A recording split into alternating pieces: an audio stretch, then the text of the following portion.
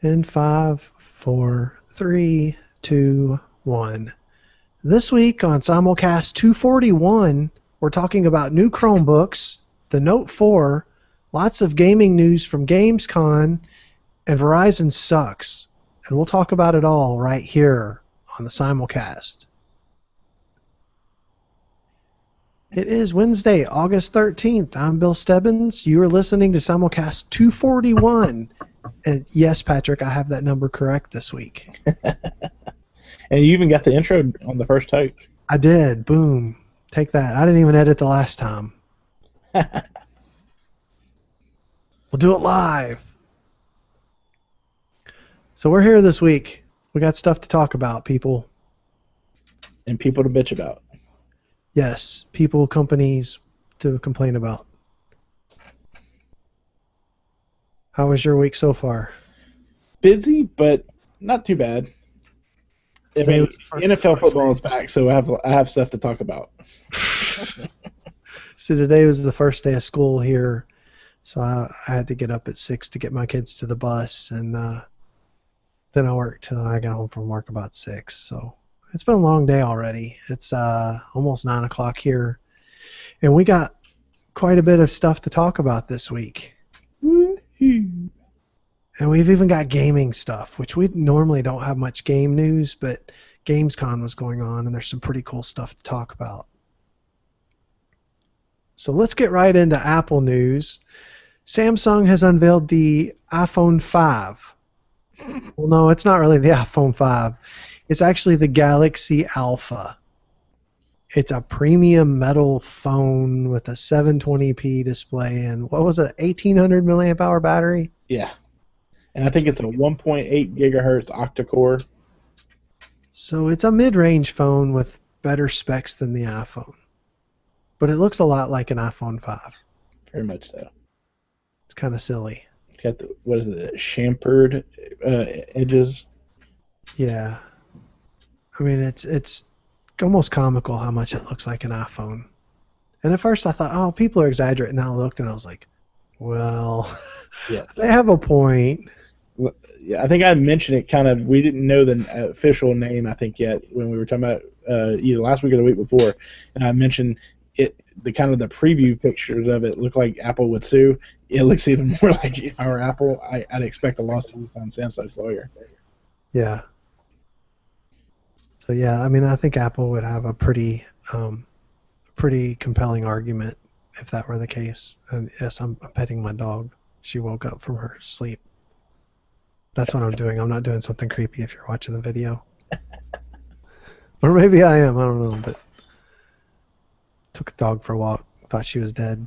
She just laid there on the floor, wheezing. All right, so that wasn't really Apple news. That was more or less Samsung news. But whatever, it is what it is, right? Yeah, we should have some new Apple news in the next as it gets closer to the rumored release for the iPhone. Really, the only cool thing and it's old news, but I don't think we ever talked about it. I was looking at the updates, the iCloud Drive stuff they announced earlier this summer. Obviously, we expect it'll probably take effect when iOS 8 and Yosemite will finally come out. But it looks like Apple has finally decided to drop ridiculous prices for their iCloud stuff and actually making it somewhat reasonable for people as an alternative thing to use. It's going to be like 99 cents for 20 gigs, 99 cents a month, and then like $3.99 for 200 gigs, which isn't bad. Still not quite as good as Google Drive for $1.99 for 100 gigs. Yeah. I still think my $10 1 terabyte Google Drive storage is pretty spectacular. I'm probably eventually going to bump up to that one and get rid of Dropbox, but for now, I didn't need the full tera right now. I still really like the simplicity of Dropbox, but yeah, they're kind of redundant. And their pricing is not they need to really look at their pricing structure when even Apple has better prices now for the storage. Yep.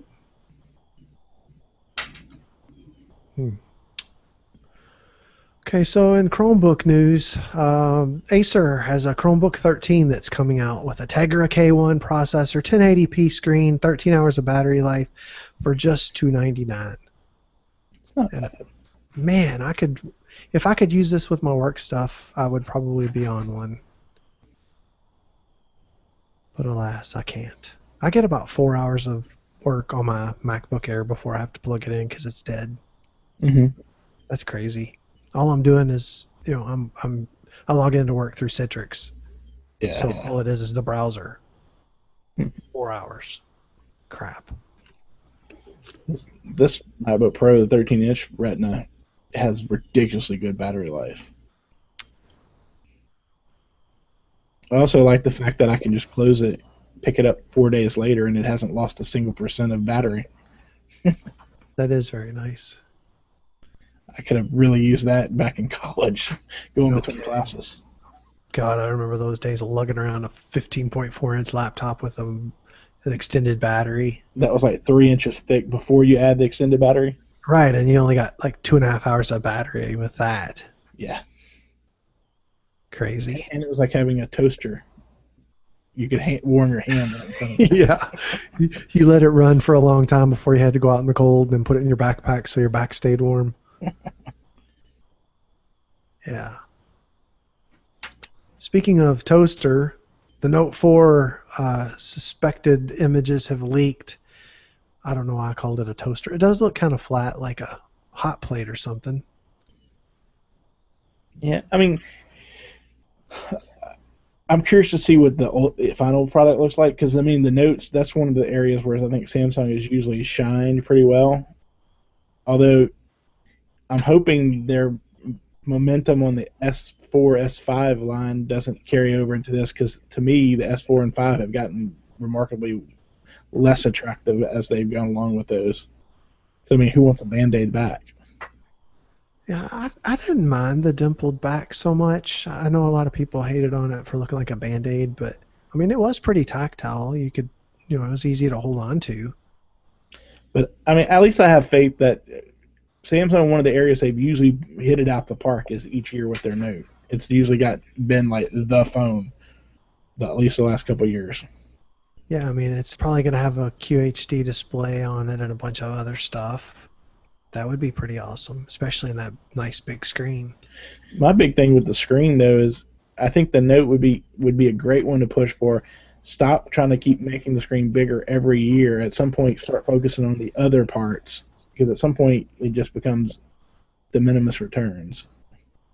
You know what would really sell me on a Note 4 is if they got rid of the home button and did like the OnePlus One, where you could either pick the capacitive keys or the on-screen keys. Mm-hmm. That would really be a compelling feature. And I know the home button is kind of one of the things that's on all their devices in their design language, but it seems so antiquated now. Shoot, if nothing else, go full Android. You could actually get a bigger screen without really making the phone any bigger, because that's really the only area you can still grow without, since they pretty much got rid of the bezels with the 3. Yeah, the 4 looks like it's got really small bezels on the sides. But I mean, it'll be interesting.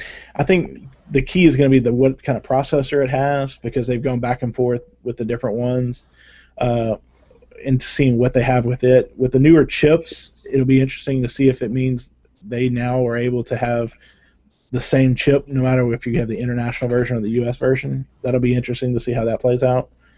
And will they use this one to kind of start the push for 64-bit? Yeah. So I mean, they're at 3 gigs with the Note 3. You can't really go to 4 gigs unless you go 64-bit. Yep. Do we really need 4 gigs just yet? Yes. I think we're still a year away from needing 4 gig. I'm going to say yes, just because the way the only time I ever see any lag is when I have auto updates going, and that happens even on my Note 3 with 3 gigs. An extra gig would probably get rid of that issue. See, I don't have that on the OnePlus One, and it's got 3 gigs of RAM. So I don't know if it's a software issue or a processor issue but who knows? But yeah, that was the only time I ever saw it on my note was then. So, but Although, because I see the same thing on the Nexus 7, I have the same issue. Like it'll just stop doing stuff. But the thing I would like to see them focus more of their attention on with the newer technology of increased battery life. It's already great, but if you could do that, then they would be able to kind of transpose that into their other smaller devices. That'd be the biggest thing when it kind of go with their theme they were doing with the S5 of the wall huggers for the in the airports for the. In fact, there was an article earlier today I saw where they actually have taken that campaign even further and have stickers for that campaign at various airports and stuff near the plugs. yeah, I thought that was pretty funny, and some of the Apple sites were ragging on them for doing the same thing that they used to sponsor and blah blah blah. I mean, times have changed, you know. A lot of the Android phones are battery life leaders, and a lot of it is just because they have a huge battery in them. And you can switch them out. Yeah, but I mean, it is what it is. Battery life is better on most of the Android devices now, and whether that's because of bigger batteries or what, I don't think most people care as long as they have it. Yeah. It's not like a car where if you have a bigger fuel tank, it costs you more to run. I mean, in theory, you're paying more pennies to charge up your device, but I don't think anybody's counting that. I'm also hoping maybe they'll start pushing for some of the upgraded USB stuff. Although the biggest USB one, I don't see them necessarily doing because apparently even the plug is different on the computer side. So I don't see them wanting to do that. Be the first adopter for that. Yeah. Super sweet. It'd be nice to have one where even on the computer side you can plug it in and it'll always go in the first time. That's what she said.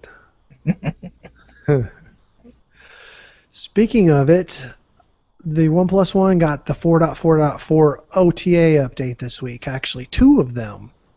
So I grabbed that. What is today? I guess it was Monday. So what you're saying is they had time to do an update in between telling women to send them selfies in order to get invites to buy? I was getting to that. So the update fixed a bunch of stuff and then broke the lock screen something, and they pushed another update out to fix it. But there was a lot of goodness in the 4.4.4 update, and I realize most of our listeners don't have a OnePlus One. But if you do have your hands on one, you'll notice that Google Play Services no longer kills your battery, keeps your phone awake.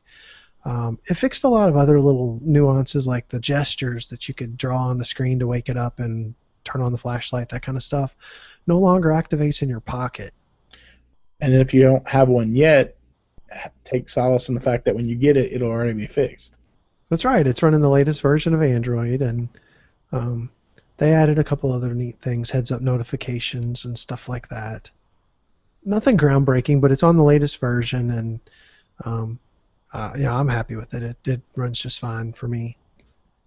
But what didn't run just fine for a lot of people is that questionable contest that OnePlus was running. I guess it was Monday. Yeah, that sounds right.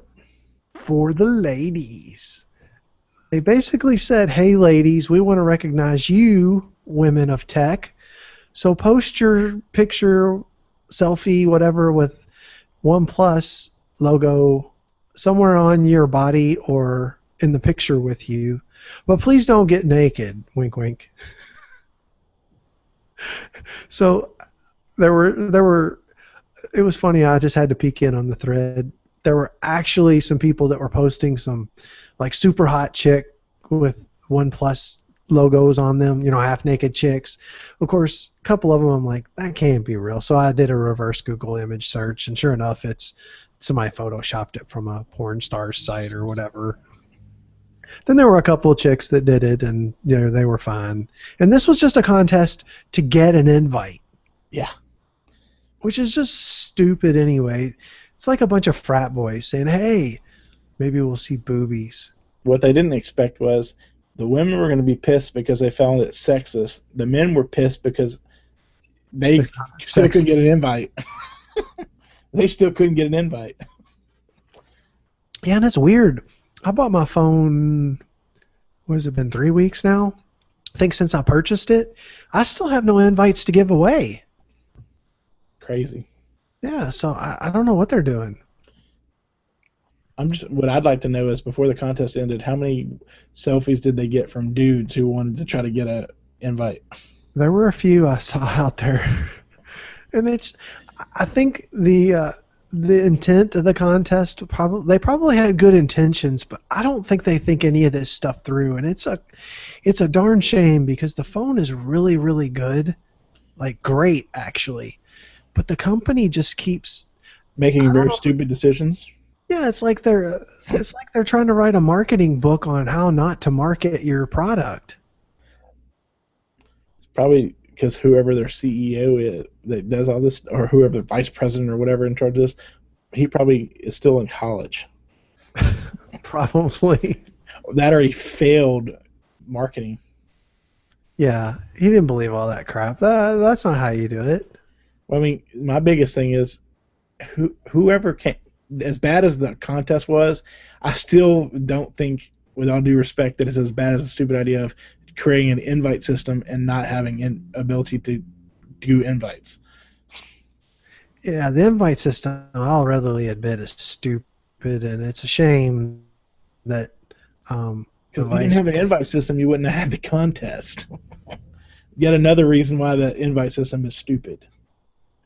Yeah, I mean, at this point, they should be rolling along enough to, to not have to use the invite system, but it is really a shame because it's a great phone.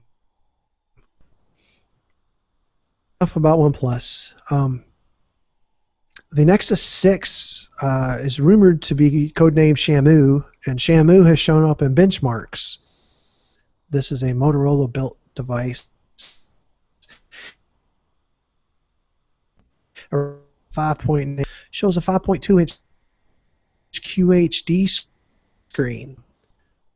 2-inch QHD Nexus 6. I'm throwing my money at the screen. Take my money. Shut up and take my money. Well, the other good thing is by being a Motorola, Love my OnePlus. You figure it'll work really well with Moto 360. Yeah. Which will be another nice thing. So I guess we'll see. I mean, we're still, let's see, it depends which year you look at. Some of the Nexus devices had already been announced by now, and it's been kind of a weird year. Yeah, because, I mean, even on the tablet side, usually they're announced a long time ago. Where the show started, we need a new tablet, like badly. Especially if we can get one with a big, like a replacement of like the 10-inch screen, or even work out someone Samsung to do like a 12-inch screen one as the bigger option if you're going to go like 8 inches or something for the smaller size. Yep. So I don't know. It'll be interesting. Patrick, you found a deal. Well, actually, Google Plus directed me to a deal, and Android Police, I think, was the one. I think it's what we have in the show notes. They had the article about it. But Best Buy is essentially offering, if you buy two Chromecasts, they'll give you $15 off, which it makes it a ridiculously good deal. So if you need some more, especially now that with mirroring, you might want one in every room. Or if you know people in your family have it, it's a really good time to unload yourself off those $10 and $20 gift certificates to Best Buy. That's true, and I spent my birthday gift card at Best Buy buying another Chromecast for my garage TV, which I got. So I now have 5 Chromecasts. That's just silly. I mean, but I've gotten most of them as either gifts, or I think the most I paid for one was like $29. So I've got just one on each TV, and I actually use them quite a bit because of YouTube and stuff like that. Mm-hmm. Netflix, and my kids use them. It's kind of neat to see how they just will flip something up to the screen that they want to watch, or they're showing one of their friends some pictures and they'll flip it over.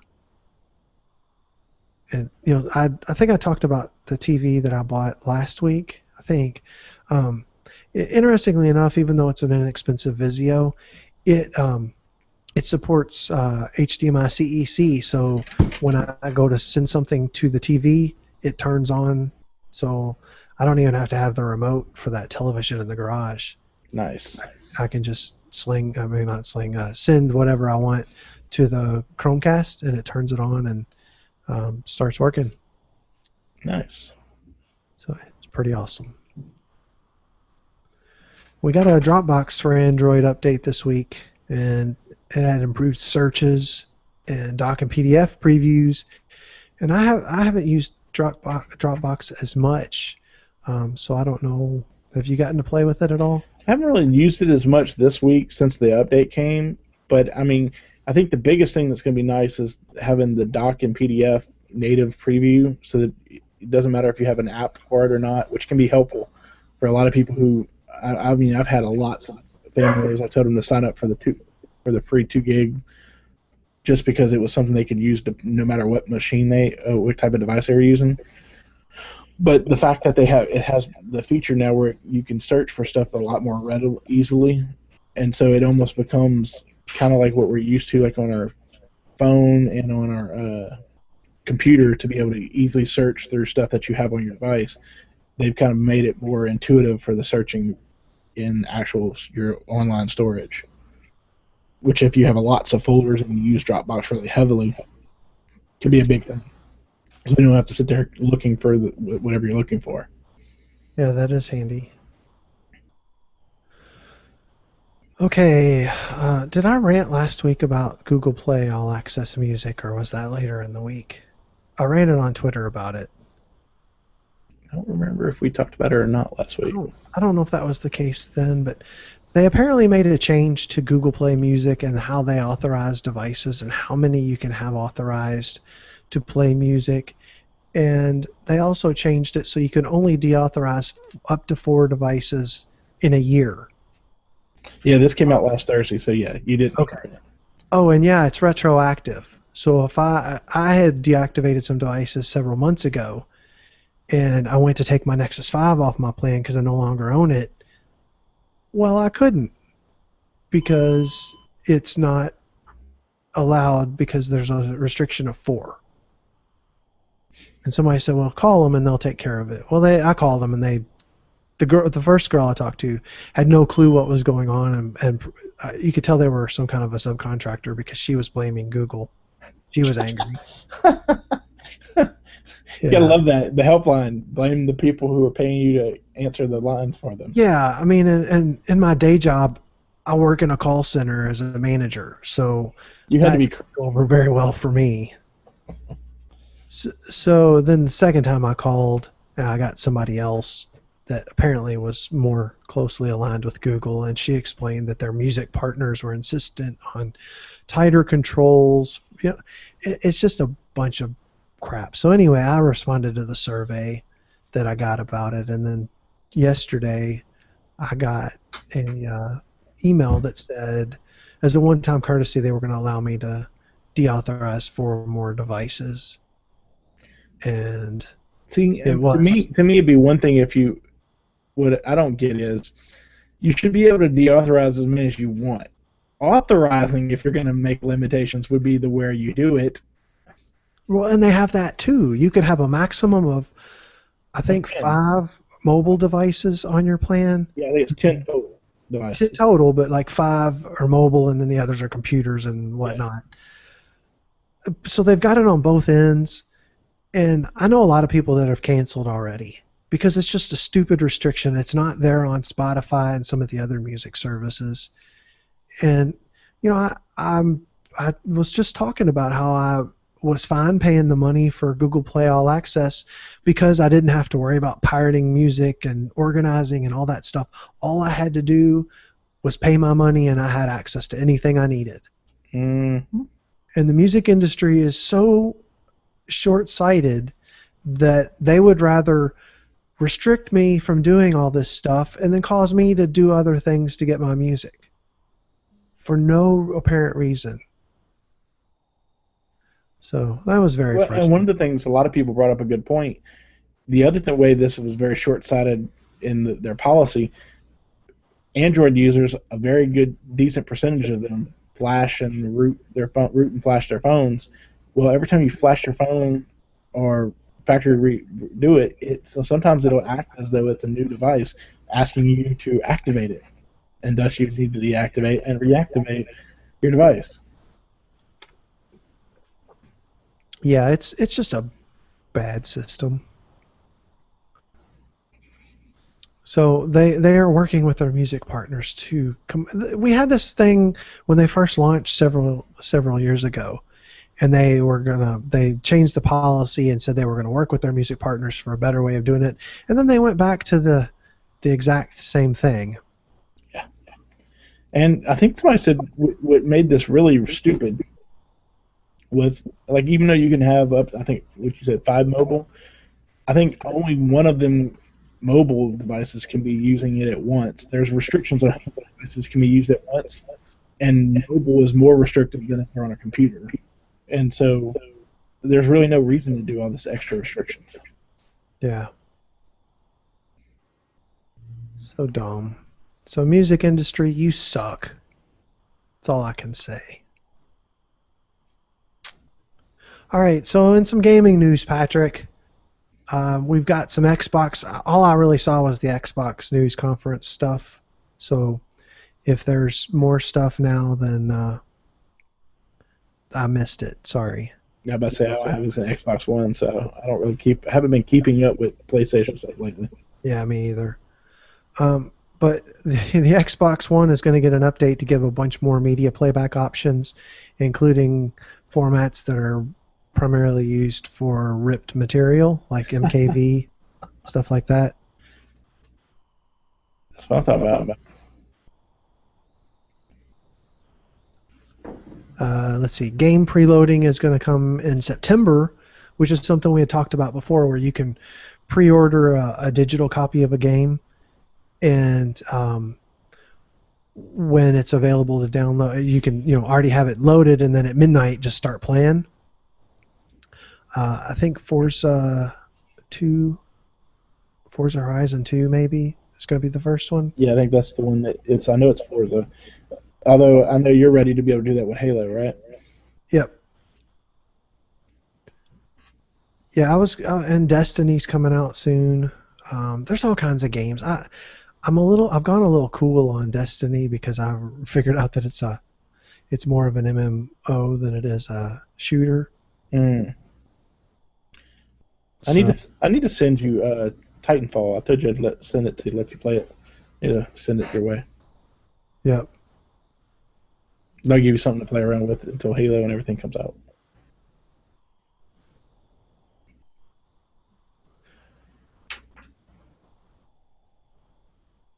One of my buddies bought Jeff's OnePlus, and then he just got it activated tonight. So I was giving tech support over Hangouts. Let's see here. Xbox One has a feature coming that's going to let you stream live TV to your phone through the Smart Glass app. That sounds kind of like a Slingbox. It does. I wonder what their media partners have to say about that.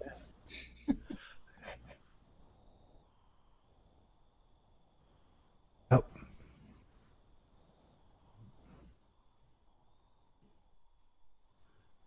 I don't know. I mean, I love my Slingbox. If my Xbox would do that, that'd be cool too. Wonder how that's going to work as far as if you're remote, will you be able to turn the Xbox on? How pissed will you be when someone on TV says Xbox off? Yes. Yeah. No. Jerks. I guess they could work in some voice controls, but since it's always on, work out something with that Glass app to be able to turn it on, to send a turn on signal. Yeah.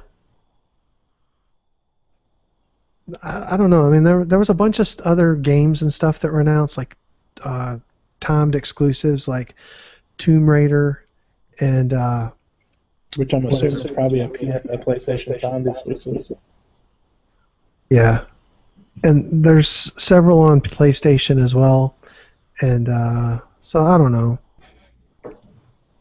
I mean, whatever. I'm at the point where I don't have time to play games that much anyway. So when they come out, they come out. Well, and I've gotten the whole reason I went with the Xbox One was because it's more of a media device, and I found myself using more and more as a media device my 360. So that's why I went with the One over the PS4. Yeah. All right. Well, that's all I know about Xbox stuff. If there's other stuff that we missed, I didn't get to watch the conference. I just saw some of the news articles and skimmed through those for what was interesting to me. Um, okay, you do the T-Mobile thing because it's kind of funny. Well, it came. People have been talking about, and we'll talk about this later on with this thing. Verizon had talked about throttling people. Well, T-Mobile, a lot of the articles were kind of, in my opinion, were kind of mistitled, and saying, well, T-Mobile is now going to start throttling unlimited users, yada yada yada. Well, in reality, what T-Mobile was saying, and I think theirs is a much better answer to why they're choosing to throttle. What they've essentially said is, if you're an unlimited data user and you're engaging in activities which you're not supposed to in the first place, according to the terms and condition, which is like peer-to-peer hosting and downloading of torrents and everything, where some of the people who are doing that are averaging lots and lots of gigs, not like we're talking about double and triple digit gigs. Basically, they said we're going to start throttling the hell out of you because you're violating the terms and conditions. Not that we're going to disconnect you, we're just going to throttle you. Which, and a lot of people are like, oh, all these T-Mobile people were making fun of Verizon because they were going to throttle all these unlimited, and they were unlimited. Where are they laughing now? And I think the problem is the titles of a lot of these articles made it sound like they were suddenly going to start throttling unlimited, but in their case, they're just doing what they could actually kick you out for. They're just going to throttle you if you're basically doing stuff you're not supposed to do in the first place, according to terms and conditions. Yeah, and I know there's some legal peer-to-peer stuff. Um, most, I'd say 99.9% of the people that are using peer-to-peer are not using it for legal purposes. And I understand why they would do that. It's already excluded in the terms and conditions. Verizon's is more about trying to force people off unlimited data. Yeah. That's not what T-Mobile's trying to do. And I mean, I think, and T-Mobile even made a point. It's when these people are using so much, and some of the examples I said were people using 99 to 200 gigs in a month. Because I mean, peer to peer, even if you're using it legally, if you're seeding, it's going to use a ton of bandwidth because everybody's hitting you. And I mean, your cell phone data is not supposed to be home ISP data, which is what peer to peer is really built around. It's not really built around the idea of mobile data where it's it's meant to be used all the time, so it's getting nailed all the time for either uploads or it's downloading. And so, I mean, I can understand why T-Mobile would do it and want everyone using that. Yep. So, I mean, I understand. I do. I get it. And I mean, at least they seem to have good reasons for theirs, not pure business reasons. They actually have, and if you think about it, it's reasonable because technically, according to the terms and conditions, they could just kick you to the curb, but instead they're saying we're not even going to do that. We're just going to throttle you. We're going to send you a warning and throttle you if you do this. I'm fine with that. Yeah. At least it's a more user-friendly way of doing it. And it actually addresses. I mean, they didn't necessarily say they wouldn't do it to people who aren't unlimited, but I don't see someone paying for gigs doing peer to peer. No. Those don't. That's kind of an oxymoron in itself. Yeah, and like Verizon, they've got a war on unlimited users. Like there's a story this week that Verizon is closing an upgrade loophole that allowed you to upgrade or get another line, and then you would take the data off of that line. So you're basically adding a line for $10 a month to get your cheaper price on the phone, and then so it was costing you $240 for the 2 years rather than whatever it would be with the $30 add-on for the data. Yeah. So they're closing that loophole in an attempt to keep people from getting or continuing on their unlimited data. That ain't gonna work with me. I'll just pay full price for my phone. Well, the other thing is, and they didn't really announce it, but and address it, but a lot of people also have people who already have a data plan. They might have the 500 and something meg or the basic one, but they have a family member who's stuck on tiered data, but they don't really care what phone they use or not. Or you have a kid because they're a newer line, they may be on tiered data. As long as the data stays on it, you should be able to still use them as an upgrade sync for your unlimited account until they decide to kill that too. Well, and that's what I've been doing. My daughter's got a 2 gig plan, so we transfer our upgrade to her line and then upgrade activated on her line and then just swap SIMs. Yeah, and so you should still be able to do that, at least for now. You would think, but they're going to find a way to do that, screw everybody. And quite honestly, I don't love Verizon enough to keep them if they take away my unlimited data, because then they're just an overpriced carrier. Well, I mean, in my case, I was telling somebody at work today about this. I said Verizon has to be very careful with this. I said because they're kind of seem to doing this in pieces, they're going to end up running into a problem. Them and AT&T, because AT&T has kind of done some of this stuff too. Mm-hmm. They don't always announce it. The problem they're running into is the longer they take to finally screw over these people for pure unlimited, all they're doing is giving T-Mobile longer to build out their network, which they're quickly trying to do. And by that, if they take too long in 2 or 3 years, Sprint will start doing Verizon's model and phasing out their 3G. When Sprint gets rid of their 3G, they lose any of the negativity they have about being slow, because their 4G is comparable to everybody else's LTE. So it's gonna suck for Verizon, AT&T, for all these people. They kind of crapped out on their unlimited people, throttling them, and then all the stuff Verizon's doing now. They're suddenly going to have a true unlimited option that's actually viable, and it'll be peace. And they're going to start churning or losing customers left and right that they're historical unlimited data users. Yeah, I mean, if T-Mobile keeps on the track they've been on, and they start switching all their edge towers over to LTE, they're going to definitely be a consideration for a lot of people. I know they still aren't everywhere, but they've improved probably 400% since I first got aligned with them a year and a half ago. Yeah, I'm about to say in the last year, or even in the last 6 months, they've just their coverage area has more than doubled. Yeah, and everywhere I go, the LTE on T-Mobile is faster than Verizon now, because Verizon's getting so saturated here. And it's not just that they're oversaturated. They don't keep up and aren't growing their network like they need to. They got too complacent in places. Yeah. And it has nothing to do with unlimited people. It has everything to do with they started selling themselves as being best coverage and fast speeds. People started going to them, even people who were paying by the gigabyte, and they just didn't keep up. Yeah.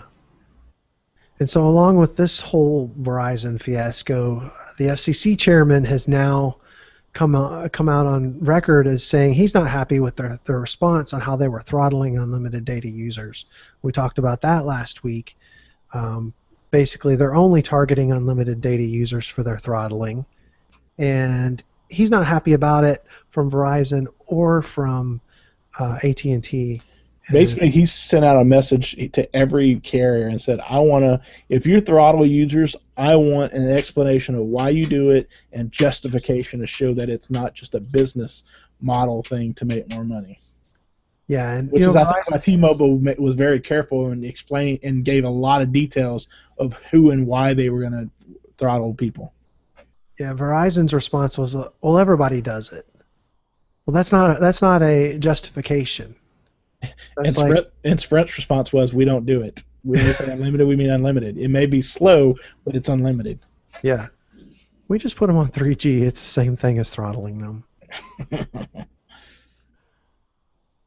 So that'd be interesting to see how that all shakes out. Hopefully that the FCC chairman seems at least like he's got some of the consumer interest at heart. Well, I mean, I try to explain this to some people. I said there are a lot of people who have very good reasons when they say they'd like less government oversight. This is not one of those areas. This is a key example of why you want the FCC to step up. Mm-hmm. And hopefully, what I'm hoping it comes out of this is the carriers are going to piss the FCC off enough that the FCC will stop kind of sitting on its hands on this and net neutrality and everything else. They'll kind of just come out with a vengeance. Mm-hmm. Put them in a bad mood. Please. All right, people. Well, this is the part of the show where I remind you that we're on Google+. We are google.com/plus the Simulcast. You can catch all of our video podcasts there in our stream. You can follow us on Twitter at the Simulcast. You can also email us podcast@thesimulcast.com. Or you can leave us a voicemail at 203-903-CAST. And all I'm going to say with that is Nexus 4. Casting couch this week. I have nothing because, well, I watched Orange is the New Black, a couple more episodes. I just haven't had time. I'm just going to have to be sick or something. Dead, I don't know. Something to catch some time to do something. Well, you know Labor Day is coming soon, so. Yeah, that's true. Well, in my case, given the sad news from the other day with Robin Williams, I kind of went on a nostalgia binge and started watching a lot of the old stuff, like Aladdin, Charlie, basically all his, lots of his old ones, Jack, things I grew up watching, and Flubber, things like that, just to kind of go back and relive some of those moments from the childhood and growing up. Because, I mean, it's kind of a sad thing. You have a guy who has kind of entertained so many and brought joy to people, and things have come out more now that he's passed, where he never got publicized for it, but he was always doing shows like for the USO and kind of doing things on the side that he never asked for publicity about. And that you have someone whose whole career and life had been centered around making other people happy, it kind of makes you kind of go back and take second thoughts about the topics of depression and everything. And kind of how when you're interacting with people, sometimes maybe you want to take those cues quicker with friends before they accidentally do something that becomes permanent, like him. Yeah, it's just such a shame. I mean, I heard that and I thought, oh man, I hope that's not true. And there it was. Yeah.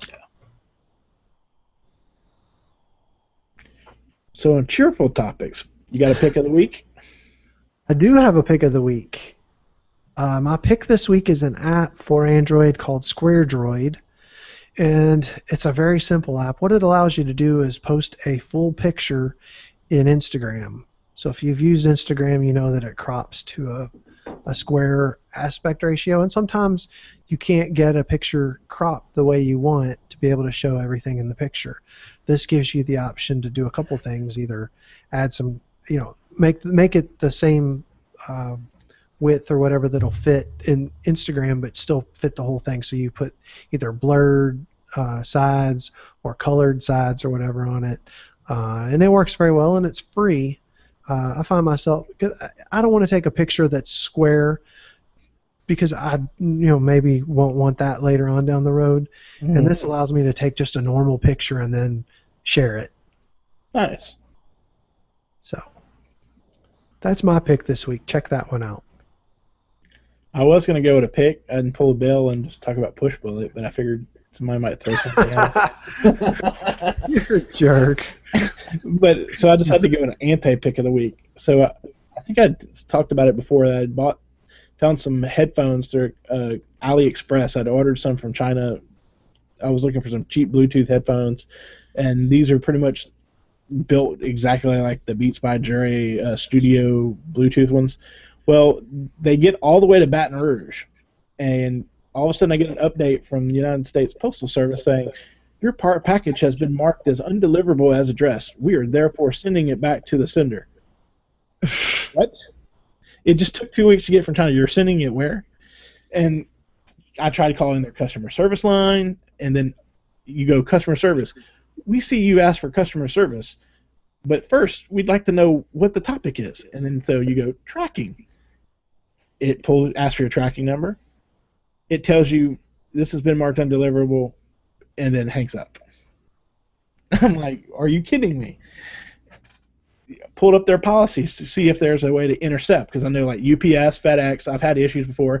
If for some reason the shipper doesn't write clearly the apartment number or forgets to add that as that second line on an address line when they're typing it out, UPS and FedEx have ability. They say contact your shipper. They'll call us, and we will intercept the package.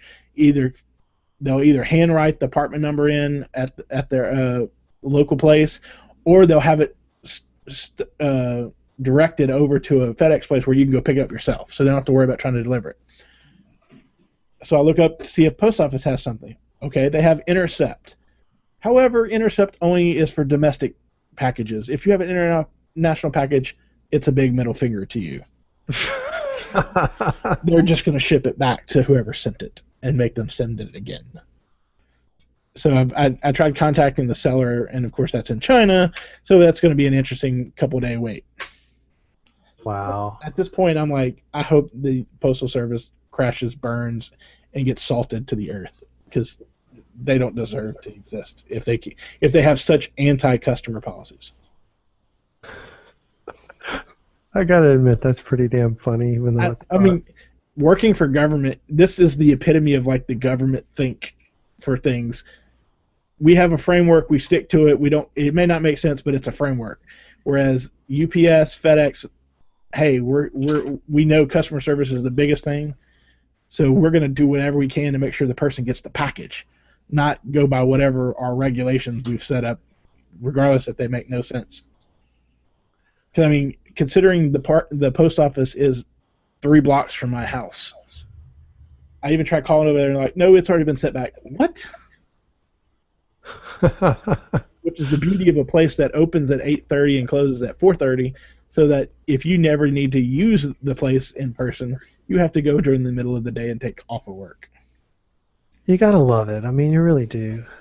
I mean, the only thing the post office has done right, and which is kind of funny because we were talking about how great a job they were doing with the thing with Amazon to do Sunday delivery. Yet they can't even get their normal business in order. Kind of makes me think, hey, maybe Amazon, maybe you should be talking to UPS and FedEx about Sunday delivery. Very interesting. Well, Yeah, I'm sorry that didn't work out for you. Well, and hopefully, the good thing is with AliExpress, they have buyer protection. So if the seller doesn't contact me back, then I'll let them know and they give me my money back, and the seller never gets any money for screwing up the address and then not responding. Well, that is nice. Yeah. How good of them. All right, Patrick. Tell everybody where they can find you. You can find me on Twitter, handle LSU Law 2009. You can find me on Google+. Easiest way to find that and my other social media contacts is at plus.technicallylegal.net. And you can email me at patrick@thesimulcast.com. Okay, I am Bill Stebbins, at Bill Stebbins on Twitter, google.com/plus Bill Stebbins for all my other social media information. And that's going to do it for Simulcast 241 for Wednesday, August the 13th. Look for us next week. And have a great rest of the week. Good night. Later, guys.